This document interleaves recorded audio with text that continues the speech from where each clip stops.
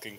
So Sirish గారు One last. last yes. question. Yeah. Sir congrats sir first time పిల్లల కోసం ఒక మంచి మూవీ అందించారు కంగ్రాట్స్ సార్ అరవింద్ గారు 100 మంది అరవింద్ గారు is equal to Allu Sirish గారు నాకు తెలిసి అంత షార్ప్గా ఉంటుంది మైండ్ కానీ లైక్ మూవీస్ మీద ఎంత కాన్సన్ట్రేషన్ ఉంటుందో అదర్ థింగ్స్ మీద కూడా అంతే కాన్సన్ట్రేషన్ ఉంటుంది ఎవరినైనా మోసం చేయొచ్చు కానీ శిరీష్ గారిని మోసం చేయలేరు అనేది కూడా ఒక నేను మోనార్క్ అంతే సార్ సార్ మీకు చిన్నతనంలో చిన్నప్పటి చిరంజీవి గారు పవన్ కళ్యాణ్ గారు ఇట్లా చాలా మంది స్టార్స్తో చిన్నప్పుడు మీరు ఆడుకోవడం వెళ్ళడం బన్నీ గారు అవ్వచ్చు వరుణ్ గారు అవ్వచ్చు మీ బెస్ట్ బర్త్డే అంటే ఎవరు చెప్తారు ఎవరంటారు సార్ నేను మా బెస్ట్ బడ్డీ అంటే మా అన్నయ్య అండి. చిన్నప్పటి నుంచి మేము ఇంట్లో కలిసి పెరిగాము.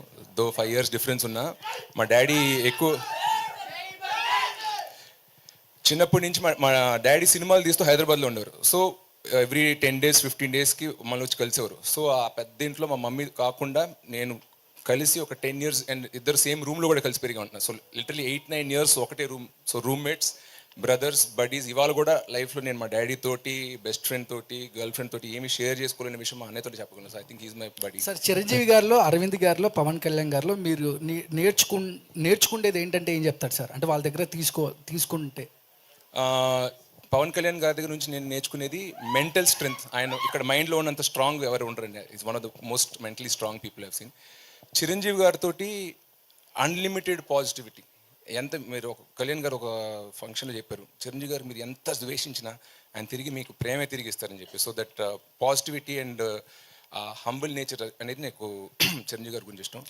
మా డాడీ అంటే హీస్ లైక్ అ రోబోట్. మీరు అన్నట్టు 100 సిరీసెస్ వోంట్ మ్యాచ్ అరవింద్ గారు అంటున్నా.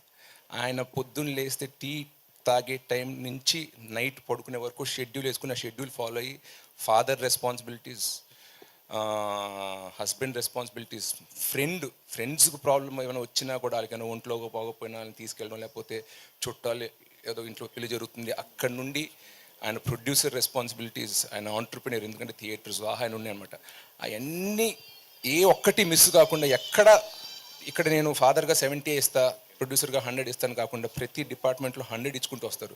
సో అంటారు work life balance, work 50, life 50, personal life 50, work 50 అని. బట్ మా డాడీ నాకు చెప్పింది ఏంటంటే అది హై పర్ఫార్మర్కి సెట్ అవుతుంది. You have to hit 100 on every department అని. So I take that from my father.